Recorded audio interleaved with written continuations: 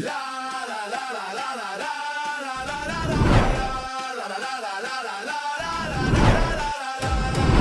sfida è qui, il cuore batte forte, un solo tiro cambia la sorte. La sfida è qui, il cuore batte forte, un solo tiro cambia la sorte.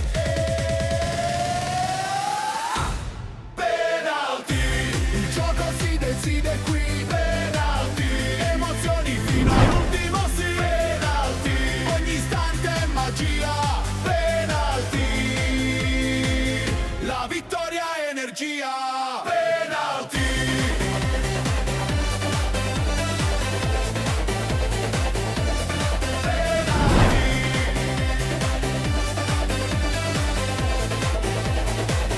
La vittoria è energia.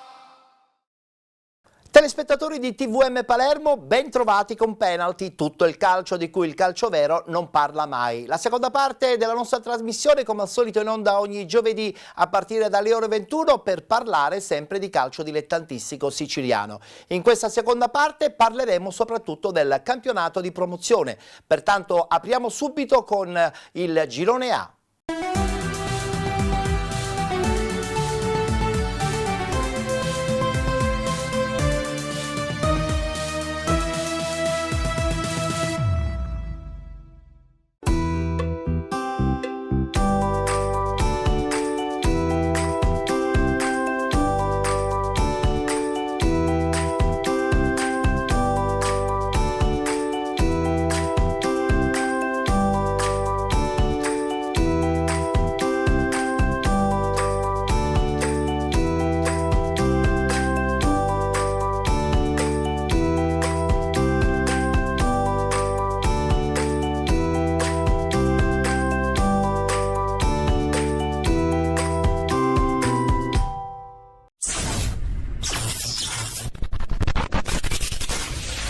Il Mazzara torna sconfitto da Bagheria al cospetto di un'Aspra che ha saputo sfruttare meglio gli episodi in proprio favore. La gara metteva di fronte i gialloverdi che mirano a ridurre il gap dalla zona salvezza e il Mazzara che invece deve cercare di non essere risucchiato in zona play-out. Primo tempo abbastanza equilibrato, i canarini ci provano con una rovesciata di Perrone, mentre i palermitani si affacciano in avanti con Mouakassange. I mazzaresi si fanno rivedere in avanti con una mezza girata in aria di Perrone, ma la palla finisce di poco alta sopra la traversa. Prima dell'intervallo però l'Aspra trova il gol del vantaggio. Contropiede gialloverde orchestrato proprio da Mouakassange che serve in area di Giovanni, il quale da solo batte Giacalone e fa 1-0. In avvio di ripresa il portiere mazzarese si distende per deviare in corner un tiro dalla distanza, poi il Mazzara si rende pericoloso con Cristaldi, ma Taffi, il portiere dell'Aspra, respinge il suo tentativo. Al 63esimo arriva il pari del Mazzara. Angolo battuto da Simone Erbini, colpo di testa in area di Girolamo Cristaldi e palle in rete per l'1-1. Il pareggio però dura appena 3 minuti e infatti il 66esimo quando l'Aspra si riporta in vantaggio con un gran tiro di Balistreri che batte Giacalone. Il Mazzara prova a raggiungere nuovamente il pari e nel finale si rende pericoloso, prima con Rustico, il cui tiro termina fuori di poco, e poi con una conclusione a giro di Nastasi, ma Attaf salva i suoi deviando in corner. Dopo 5 minuti di recupero finisce così. L'Aspra riduce ancora il gap dalla zona salvezza, mentre il Mazzara non riesce a dare continuità al successo di domenica scorsa contro il Casteldaccia e vede ridurre i punti di vantaggio sulla zona play-out da 6 a 4.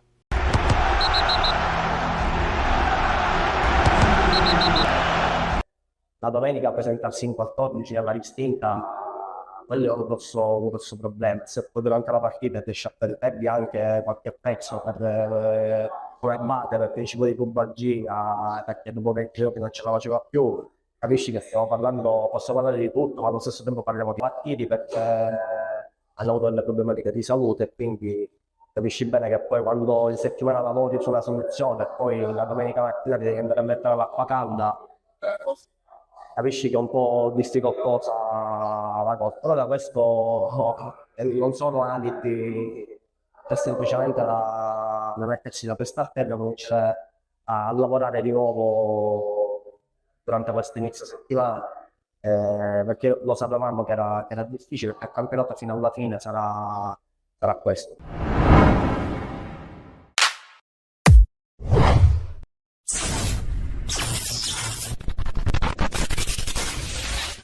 È una partita con tanto agonismo, ripeto, dopo l'espulsione i nostri ragazzi hanno tirato fuori una grande verve che probabilmente solo le grandi squadre riescono a dare. A tal proposito mi sento di ringraziare tutti e 24 i giocatori che noi abbiamo in rosa, perché anche chi non gioca spinge la squadra al massimo e di questo gliene va dato atto, però purtroppo in campo ne vanno 11, ma certamente ci sarà spazio per tutti.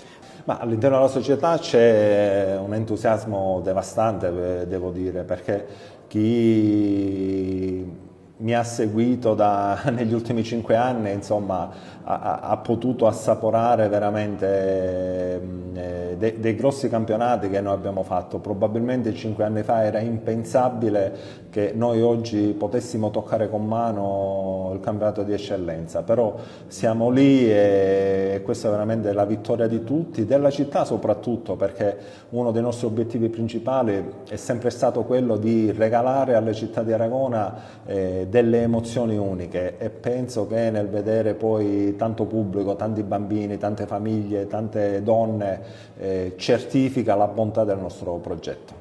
Siamo usciti da sotto un treno perché abbiamo giocato per oltre 90 minuti in 10 uomini.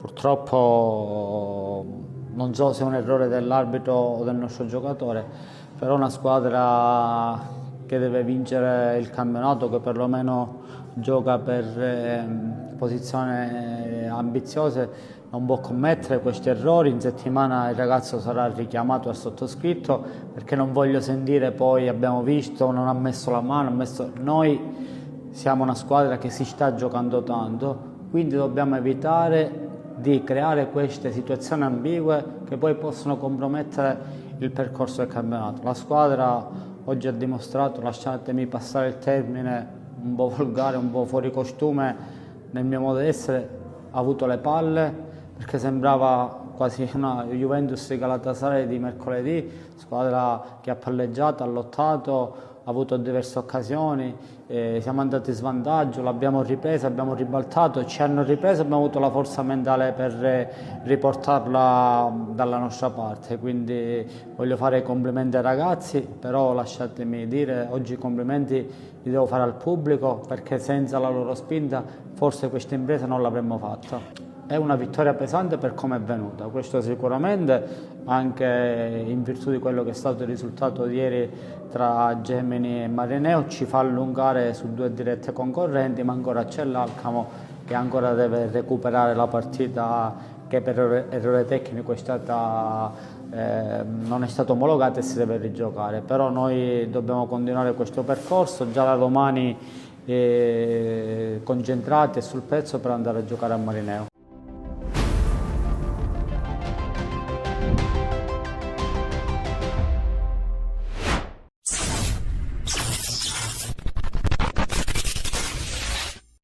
Una vittoria pesante, sofferta e dal grande valore simbolico, quella conquistata dall'Alcamo 1928 contro il Salemi davanti ad un Lelio Catella gremito di gente, con anche tanti tifosi ospiti al seguito. Finisce 1-0 per i padroni di casa in una gara sentitissima anche alla luce della settimana infuocata, segnata dalle polemiche per la decisione del giudice sportivo di far ripetere la sfida tra Casteltermini ed Alcamo. In campo, però, l'Alcamo ha risposto con carattere e determinazione, conquistando 3 punti che valgono il secondo posto in classifica, mentre il Salemi resta ottavo. Ma andiamo alla cronaca. L'Alcamo parte con determinazione e al 14° è Capitan Monaco a sfiorare il palo con un colpo di testa che dà l'illusione del gol.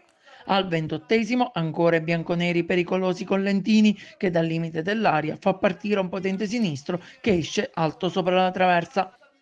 Tra il 31° e il 35° proteste vibranti dei padroni di casa per 2 presunti calci di rigore non concessi, entrambi per tocco di mani, ma il direttore di gara lascia correre in entrambe le circostanze. Quando ormai il primo tempo sembra destinato a chiudersi a rete inviolate, arriva l'episodio che decide il match. Cross su punizione di Caruso, colpo di testa di Filì con la palla che batte dapprima sulla traversa per poi tornare in aria dove Rosone trova il guizzo vincente e porta in vantaggio l'Alcamo facendo esplodere tutto lo stadio. Nel secondo tempo l'Alcamo rientra dagli spogliatoi con lo stesso piglio e subito al primo minuto doppia occasione clamorosa con Rosone che colpisce la traversa e Spina che a botta sicura trova il miracolo dell'ex bianconero Ilario. È sempre Spina al 12° e al 21° a rendersi protagonista, ma in entrambe le occasioni ancora Ilario a negare il raddoppio per i bianconeri. Al 34° altra azione pericolosa sull'asse Lentini-Rosone con i bianconeri vicinissimi al colpo del KO. Un minuto più tardi è il Salemi a trovare un'azione pericolosa con Lamin che calcia da fuori aria, ma il pallone sorvola la traversa. Nel finale il Salemi tenta l'assalto, sospinto anche dai propri tifosi, ma la difesa alcamese tiene e porta a casa una vittoria preziosissima. Con questi 3 punti l'Alcamo torna al secondo posto in classifica, rilanciando le proprie ambizioni dopo giorni difficili. Il Salemi invece resta all'8° posto, ma esce comunque a testa alta da una gara combattuta fino all'ultimo minuto.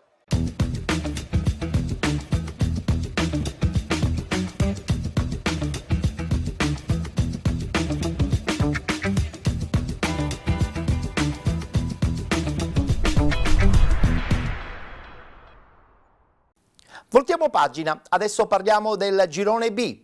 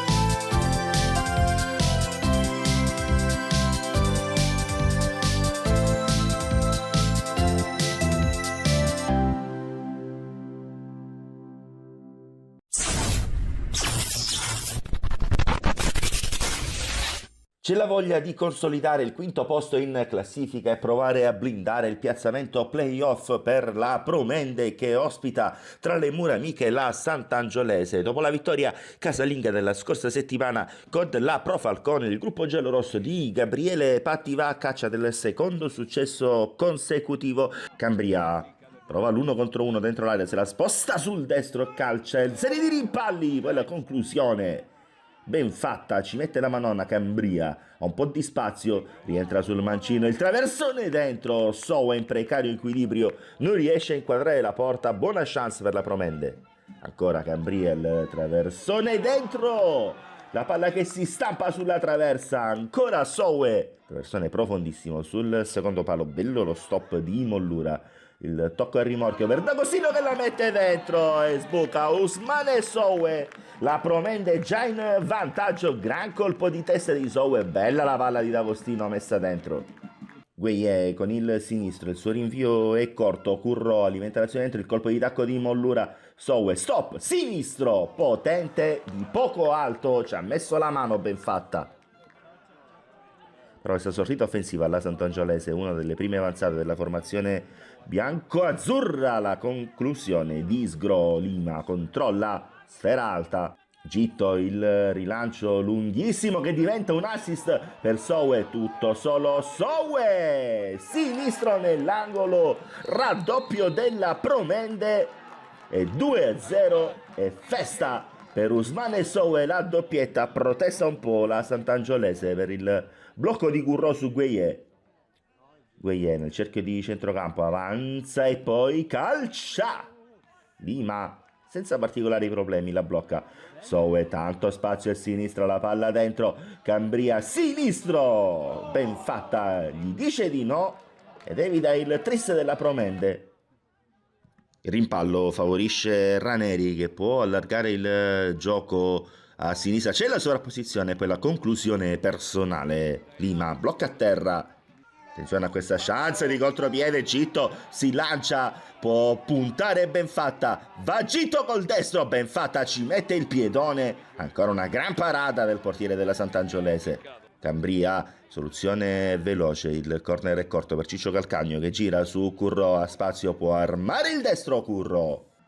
E non c'è più tempo, arriva qui il triplice fischio del signor Beltempo, 2-0, la doppietta di Sowe con un gol per tempo. E la Promende liquida così la pratica Sant'Angiolese, una bella vittoria per la formazione di Gabriele Patti che consolida il quinto posto in classifica, allunga anche sul Pro Falcone fermato sull'1-1 dal Torregrotte. Adesso i playoff si fanno sempre più concreti per la formazione giallorossa.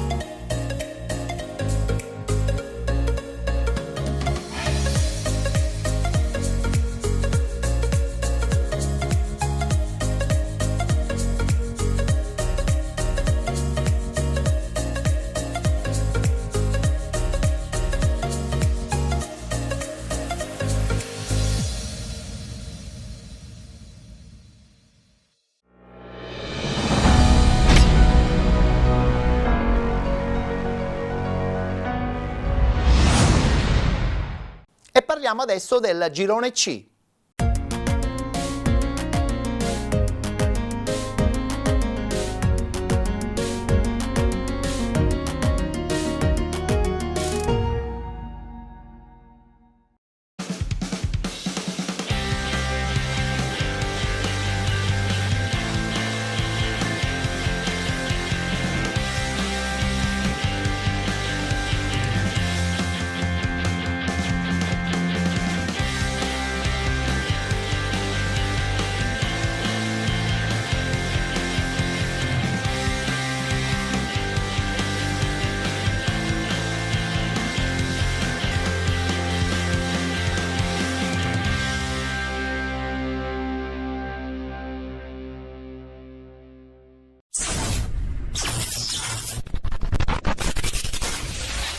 Finale amaro per il Belpasso che incappa nella quarta sconfitta di fila, quinta compresa la Coppa.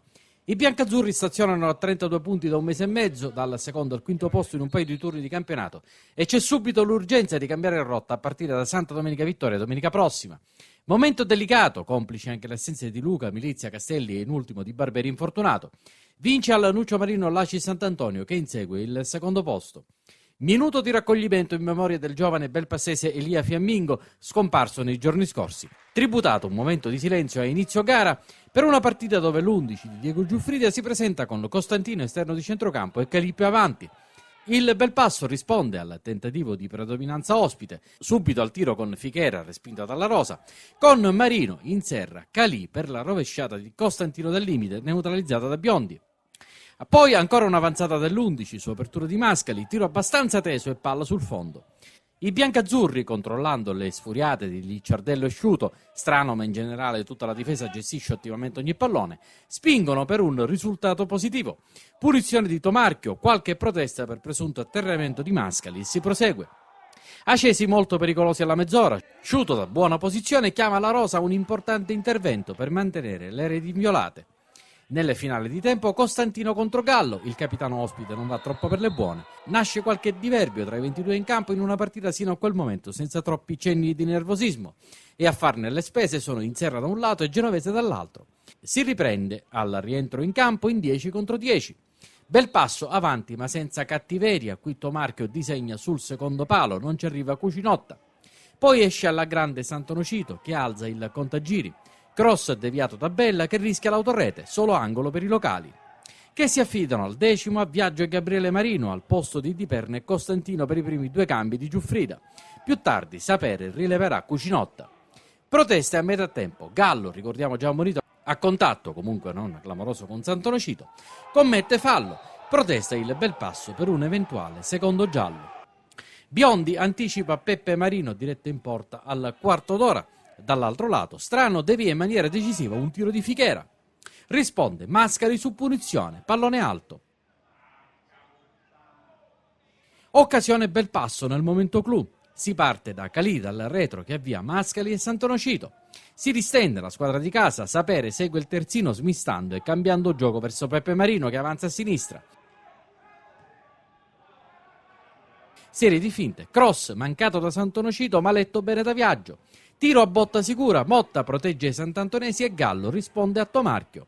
Siamo vicini al 40°, come detto è il momento decisivo, perché al minuto 87, punizione concessa agli ospiti per questa sbarrata di Calì su un avversario, la batte Gallo, la barriera si alza all'unisono, la Rosa è beffato e finisce così 0-1.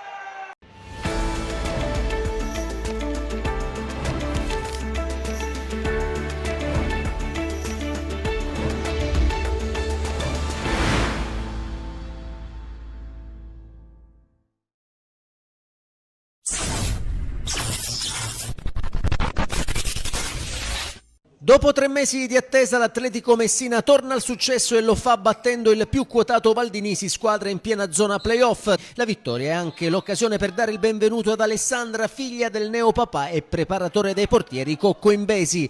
La Valdinisi mette pressione nei primi minuti, Campo ci prova col destro ma l'azione viene fermata per fuorigioco. Subito dopo Ginagò dalla distanza centra il palo con un destro che fa tremare l'Atletico. Il numero 3 ci prova anche su calcio piazzato, la palla si perde larga e e termina fuori, ma l'Atletico non resta a guardare. Su un calcio d'angolo il colpo di testa di Attia si spegne alto.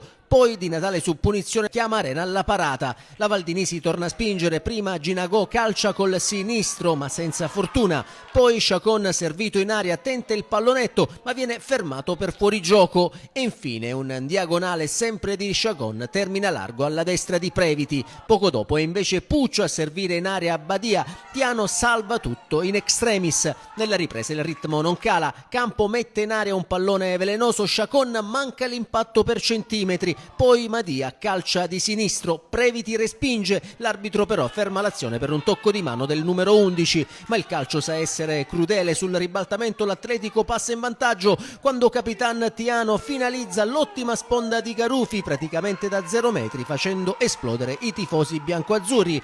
Per Tiano è il secondo sigillo in campionato.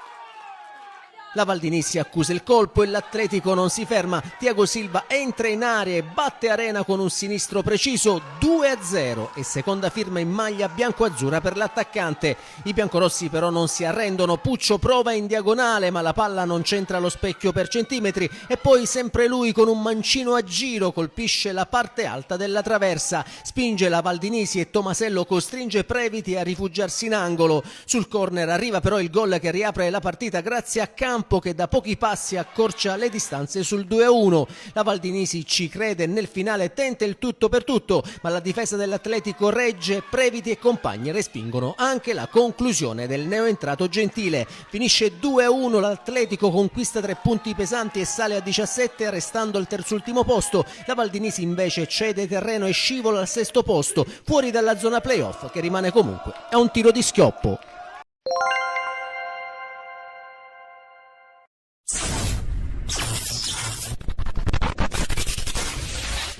Tanti, troppi errori sotto porta, il Bronte li paga con un clamoroso 0-3 finale e la seconda sconfitta consecutiva dopo Mister Bianco. Ed è questa col Santa Venerina che brucia di più sicuramente.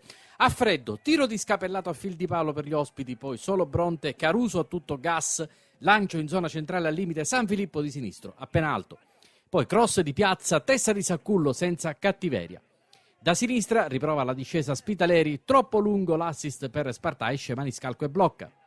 Al quarto d'ora Caruso insegue palla appena dietro il Reale. Sfera nel mucchio un po' profonda per tutti, soprattutto per San Filippo, e si va avanti sulle reti bianche. Lotta nel traffico Saccullo, Spampinato respinge 2 volte su piazza e allontana da fuori il Reale, gran tiro Maniscalco, paratissima, 0-0 ancora a Maletto e la volta poi di Scaffiti, lavorare al 20°. Questa palla interessante e filtrante per Caruso, in mezzo Saccullo, tapino volante va in gol ma evidentemente in offside. Poi Orefice, profondissimo, c'è un altro lancio da parte del Bronte, San Filippo perde l'attimo buono per agganciare, il Bronte è padrone del campo ma lì davanti manca l'acuto.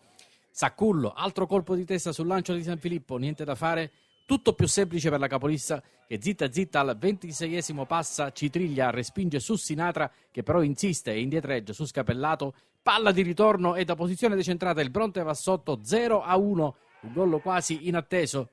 La reazione locale è sui piedi di Spitaleri, Saccullo e quindi sul mancino di San Filippo che prova così ad accompagnarla in porta, ma anche qui pallone alto. Finale di tempo, Scafiti per Reale, indietro su Orefice che gliela restituisce, altra profondità, 2 tempi per Saccullo, alto anche qui. L'imprecisione, poi gioca un brutto scherzo a San Filippo su cross di Scafiti, l'arcobaleno non è il massimo della nitidezza.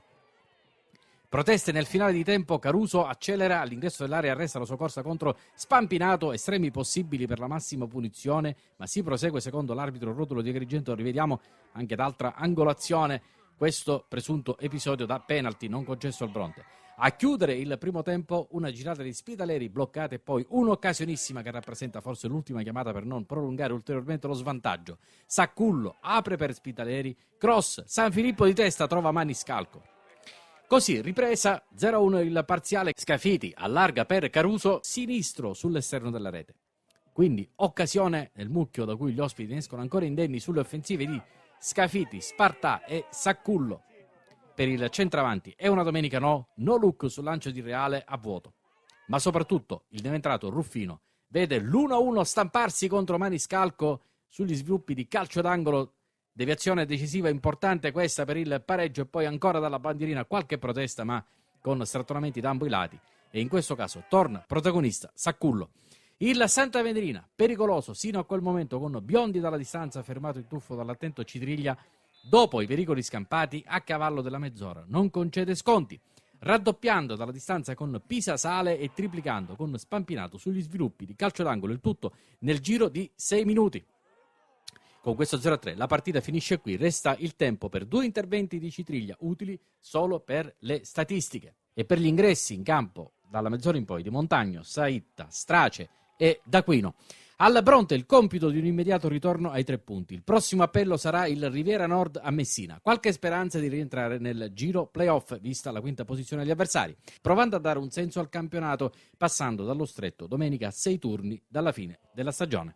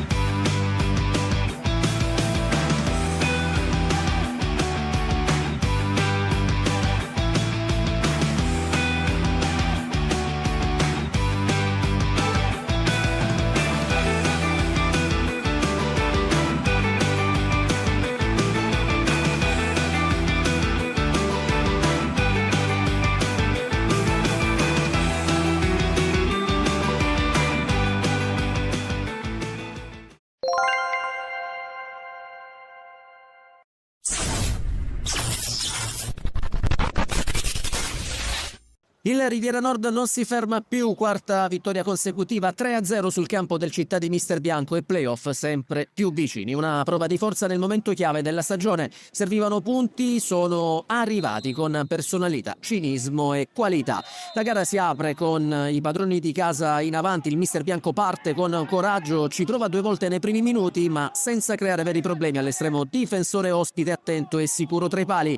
Il Riviera aspetta il momento giusto e al 35esimo colpisce Anthony Arena, scappa via al controllo della retroguardia, lotta, protegge palla, si fa largo con forza e da pochi passi infila Leone. È l'1-0 che cambia l'inerzia per Arena, è il 6° centro in campionato, un gol che pesa e che apre la strada verso la vittoria. La squadra di Broccio prende fiducia e continua a spingere, arrivano altre 2 occasioni per gli ospiti ma Leone è attento e disinnesca le minacce tenendo in vita i suoi. Il Mister Bianco non resta a guardare e tenta di rimettere la gara in equilibrio, ci prova Cutispoto ma la sua conclusione con il destro non trova lo specchio della porta. Sul finire del primo tempo però l'episodio che pesa, Russo punta l'avversario e viene steso in area da Toro, l'arbitro senza esitazioni indica il dischetto. Dagli 11 metri Brancati è impeccabile, 2-0 e quinta rete in campionato, Riviera concreto, spietato, avanti di 2 all'intervallo. Nella ripresa sono ancora i biancorossi a cercare la via del gol, prima sfiorano il tris con Russo che di testa manda il pallone a fil di palo,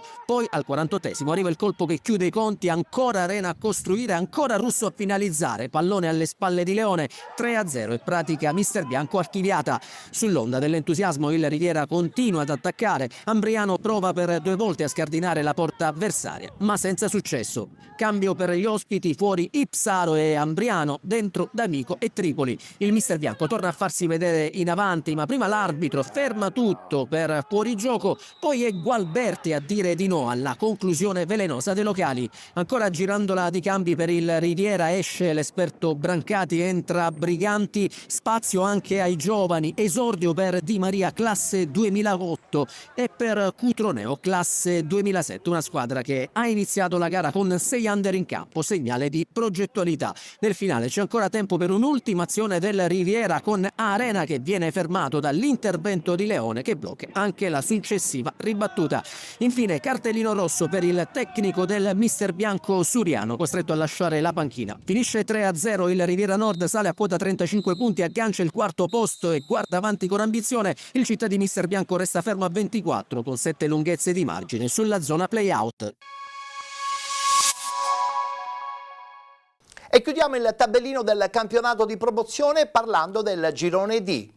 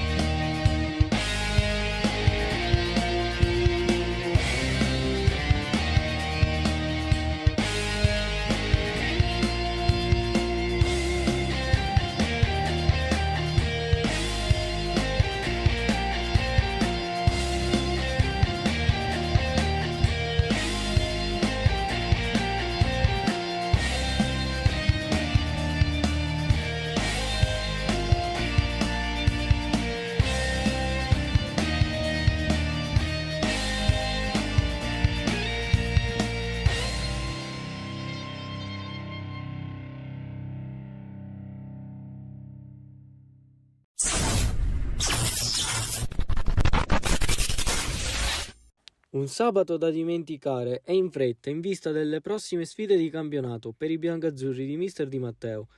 Dopo la vittoria in casa contro il Priolo e 8 risultati utili consecutivi, arriva il primo KO del 2026 per i falchetti che escono sconfitti dal Giovanni Biasso di Ragusa, con tanto rammarico. Una gara molto frammentata, il Serra di Falco che spreca tanto nel primo tempo, con solamente un pericolo per la porta di Francesco Governali, chiamato agli straordinari al minuto 20. Nel secondo tempo, al primo affondo dei ragusani, un'uscita al vuoto di Matteo Nacci che spiana la strada da Nucri, che mette in mezzo per un solissimo Carnemolla che porta in vantaggio i padroni di casa. Sarà un secondo tempo difficile per i falchetti, con l'arbitro che fischierà tanto. Infatti nel finale tante occasioni sprecate per il Serra di Falco e decisioni arbitrali che lasciano spazio a tante polemiche. La partita è stata molto spezzettata dalle decisioni del direttore di gara, che ha lasciato giocare poco, afferma mister Gianfilippo Di Matteo, invitando i suoi giocatori nel post partita a concentrarsi per la domenica in casa contro il Canicattini, con l'unico obbligo per la squadra di divertirsi e giocare a viso aperto e non deludere i tifosi.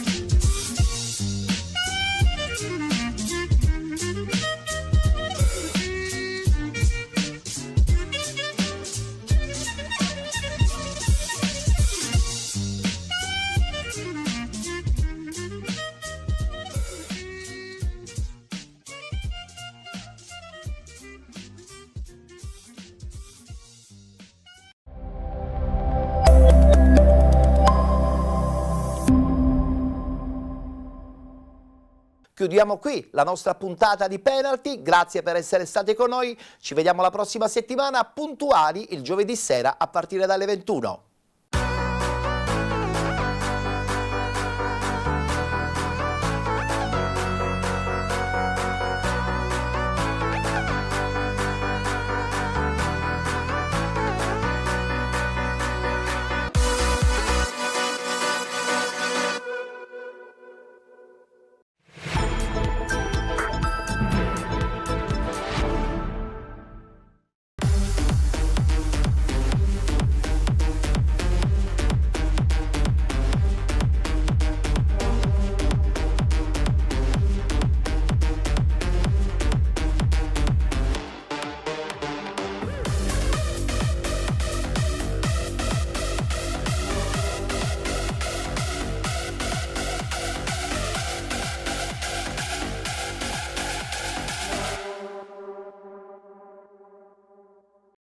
Benvenuti nel nostro Face to Face, il faccia a faccia che racconta le storie dei grandi personaggi legati al mondo dello sport siciliano. Subito la scheda introduttiva dell'ospite odierno. Il talento manageriale al servizio di un movimento sportivo in grossa espansione. Nel nostro Face to Face di oggi, Stefano Castiglia, presidente nazionale del futsal. Ciao Stefano, ben trovato. Grazie dell'invito. Sei pronto a raccontarti? Perché spesso e volentieri un presidente mette anche dei paletti su alcune risposte. Assolutamente sì, e come dire, ho il piacere anzi a poter raccontare alcune sfaccettature e farle conoscere con massima trasparenza. Massima serenità, assolutamente. Sì. Allora abbiamo 7 domande per 7 risposte. Partiamo subito con la prima. Che effetto fa essere un giovane presidente nazionale? Ti lusinga certamente, ma probabilmente ti mette un po' di apprensione? Ma guarda, sicuramente una grandissima soddisfazione, un percorso iniziato tanti anni fa, da, come piace dire, raccontare da dirigente sportivo, quindi partendo dalla base, questa grande passione poi si è trasformata anche in un percorso federale, quindi come l'appetito viene mangiando e oggi ci troviamo con questo onere ed onore di rappresentare la Lega Nazionale Divisione Calcio a 5. I numeri dicono che sia il più giovane. Ma c'è questa apprensione? La paura anche di dover per forza necessariamente non sbagliare? Ma guarda, può esserci, ma la rassicurazione è il fatto che conosco questo mondo, quindi come dire, so dove mettere mano e sono tanto tranquillo e sereno nel prendere le decisioni. Poi come ho detto in questi mesi voglio incidere e quindi questo mi dà ancora più forza. Un segno, come si suol dire? Mi dà ancora più forza, come dire, nell'attuare dei correttivi o comunque mettere in campo una visione che a mio avviso, a nostro avviso per quanto riguarda il consiglio direttivo è quello corretto per la nostra disciplina. Quindi confermi che comunque tutto questo ti lusinga? Assolutamente sì, e non ti nascondo che anche agli occhi, come dire, di chi sta al di sopra di me, il fatto di interfacciarsi con un giovane è uno sprone in più nel dare delle risposte. E anche per te ricevere dei consigli da chi insomma ha più esperienza. Assolutamente, deve essere un mix secondo me di forza di gioventù e esperienza che è fondamentale nel mondo, come dire, della politica sportiva per far bene. La consapevolezza che in molti ti hanno come punto di riferimento unico ti ha fatto modificare i rapporti con la tua sfera personale anche? No. Faccio una battuta e ti faccio fare anche una risata. Vai.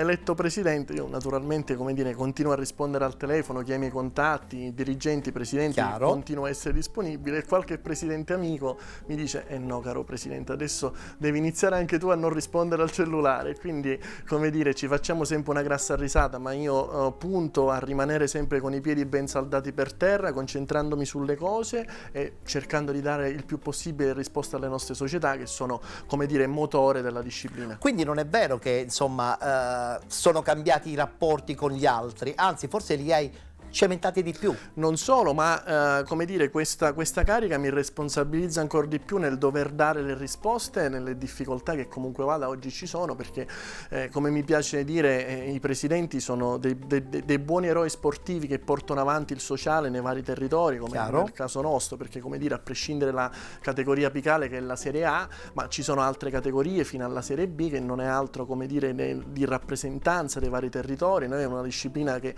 con una penetrazione dal sud fino al nord, sempre in continua ascesa, e quindi come dire tutto questo mi responsabilizza nel poter essere al loro fianco e essere di sostegno per far sì che questa disciplina cresca sempre di più.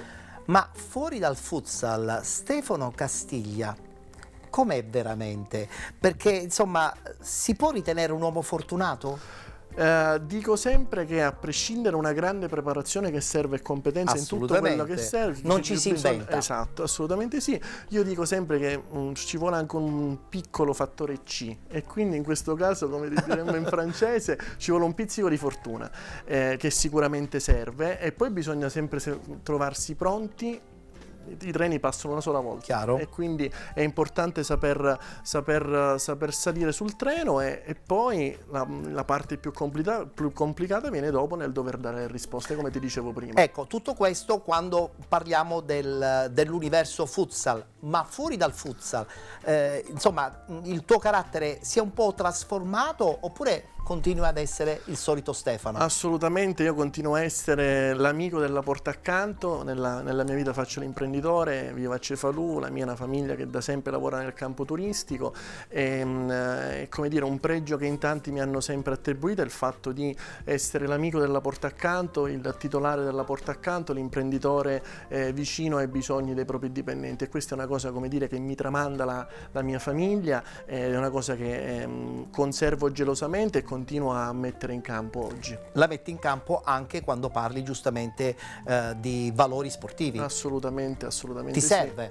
Sì, perché comunque vada, come dire, oggi è veramente complicato tutto, quindi trovare delle persone che abbiano voglia di spendersi per gli altri è merce rara, come mi piace dire, quindi questa gente deve essere sostenuta e spinta nel proseguire le proprie attività.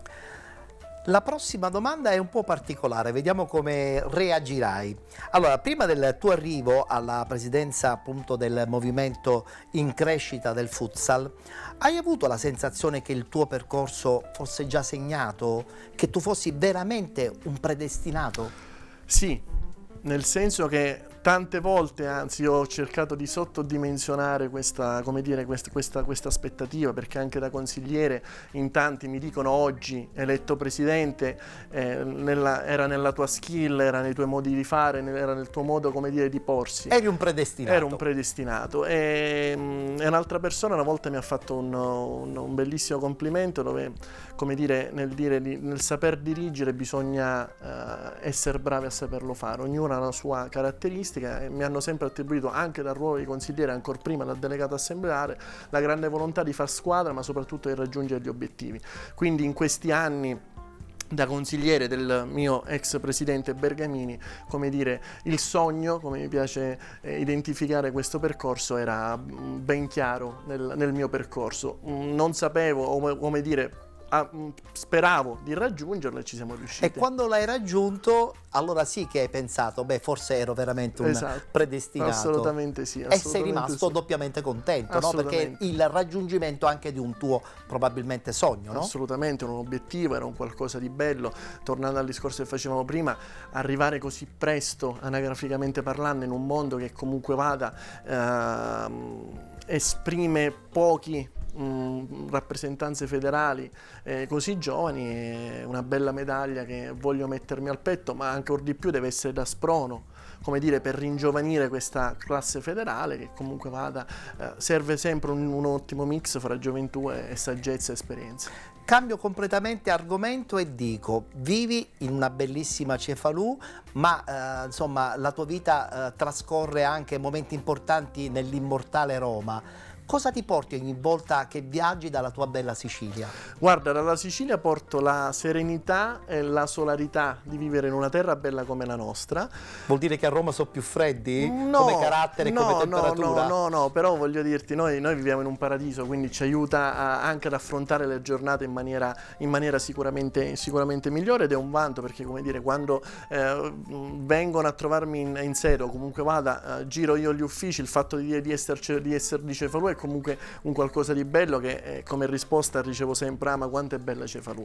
In Roma invece trovo, come dire, gli uomini del fare, gli uomini e le donne del fare, la volontà, come dire, di una capitale che è motore di una nazione, e quindi un po' come potremmo dire il trovare la stanza dei bottoni che serve per azionare tutte le leve. In questo caso nel mondo federale abbiamo la sede della FIGC, la sede della Lega Nazionale dei Dilettanti, la sede dell'AIA, nel nostro caso che sono gli arbitri, e poi la sede della divisione calcio a 5, dove da lì digitiamo e diamo l'input per tutto il nostro movimento. Però io credo che tu, partendo dalla Sicilia, però porti quella determinazione che spesso e volentieri alcuni anche dirigenti che non sono nati in Sicilia non hanno. Guarda, ho una sensazione. Io devo dirti che io ho tanta fame, ma l'ho sempre avuta nella vita. Per me il pormi degli obiettivi e raggiungerli è, come dire, il pane quotidiano, e non mi stancherò mai, o almeno fino ad oggi non mi sono stancato. Quindi, raggiunto un grande obiettivo, tendo sempre ad alzare l'asticella per puntare a quello successivo. E nel caso, come dire, oggi da presidente della divisione calcio a 5, l'obiettivo è quello di rappresentare e confermare fare punti in campagna elettorale data, abbiamo un quadriennio davanti, consci che raggiungeremo tutti gli obiettivi prefissati. Un quadriennio pieno di lavoro, perché non vi fermate più ormai, no? Tra l'altro una bella realtà siciliana come la Meta, e poi anche la possibilità di far rappresentare la Sicilia in tutto il mondo quando gioca la nazionale. Sì, diciamo che, come dirti, il futsal, la bellezza del futsal, come dico sempre, che da Lampedusa fino in Trentino troverai una società di calcio a 5 pronta, come dire, a offrire lo spettacolo di questa disciplina. E n'è passata di acqua sotto i ponti. Assolutamente sì, la Sicilia è sempre stata, come dire, una regione capofila, basti pensare, come dire, all'Augusta, società storica siciliana degli anni 85-90, e oggi abbiamo questa Meta Catania, vincitrice dello scudetto, vincitrice della Supercoppa, ma in generale è un movimento oggi per quanto riguarda il futsal Serie A che vede, come dire, tantissime società del sud presenti, basta pensare al Napoli, basta pensare alla Feldieboli, la Roma 1927 si è avvicinata anche, come dire, a questa disciplina, quindi è una disciplina in grande crescita. A cosa rinunceresti per riassaporare il giorno del tuo 18° compleanno? Non che tu sia vecchio. No, ti dico, una bellissima domanda, perché, come dire, prima dei 18 uno non vede, non se ne rende conto, non vede il momento che possa arrivare. Sì, infatti. Appena attui quel giro di boa, invece è un continuo, come dire, come se fosse è una metamorfosi fisica e mentale. Esatto, infatti tanta gente, come dire, che ha qualche anno in più di me mi dice ancora sei a nulla, perché appena arrivi a 50 ti renderai conto quanto la boa sarà ancora più, come dire, facile da girare. Devo dirti che non rinuncio a nulla per un semplice motivo, perché tutto quello che ho fatto io, sia nella mia adolescenza che nella mia gioventù, lo rifarei. Quindi, come dire, il non avere rimorsi mi dà quella forza di voler andare avanti e scoprire quello che la vita, come dire, mi riserva nel prossimo futuro. Che poi, tra l'altro, quando parliamo di 18°, parliamo del compleanno, della svolta anche mentale, no? Perché magari fisicamente non sei cambiato l'indomani, però mentalmente ti senti più forte. Sì, ma assolutamente. È, come dire, la maggiore età è quel punto in alto che tutti prima di arrivare, come dire, focalizzano, e poi una volta raggiunto è un accavallarsi di emozioni, di vita continua, che poi ti porta, come dire, a raccogliere, come dire, questi anni in un attimo. In verità poi sono tanti, non è un attimo. Assolutamente. Stefano, concludiamo questo bellissimo face to face con una domanda un po' particolare, ma che secondo me può celare altri lati nascosti della tua personalità. Nella tua scrivania di lavoro, quali sono gli oggetti che non mancano mai?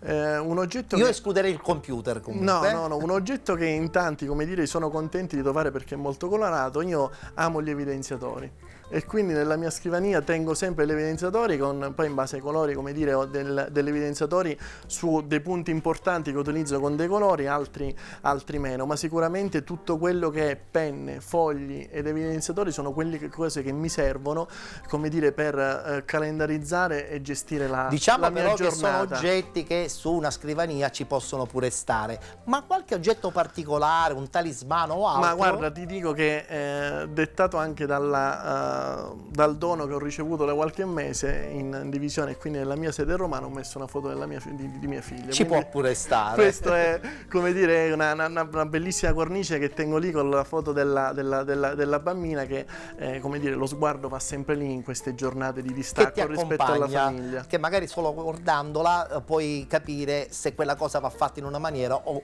in un'altra. Assolutamente sì, quindi, come dire, se c'è un qualcosa che oggi tengo in maniera particolare è questa fotografia che trovo sulla scrivania. Stefano, ti sei piaciuto nel raccontarti nel nostro face to face? Assolutamente sì, perché, come dire, ho raccontato il vero Stefano Castiglia nella massima trasparenza, come che in pochi conoscono. Che in pochi conoscono, ma che tanti amici apprezzano, quindi questa è la cosa che mi fa stare bene. Io ti auguro buon lavoro, perché Grazie. ce n'è tanto e sono sicuro che continuerai ad avere successo, perché sei giovane, voglioso, sei vero e soprattutto sei umano, che nel mondo dello sport secondo me è fondamentale. Grazie Ettore, grazie ancora per l'invito. Abbiamo concluso qui lo spazio del nostro face to face, appuntamento al prossimo.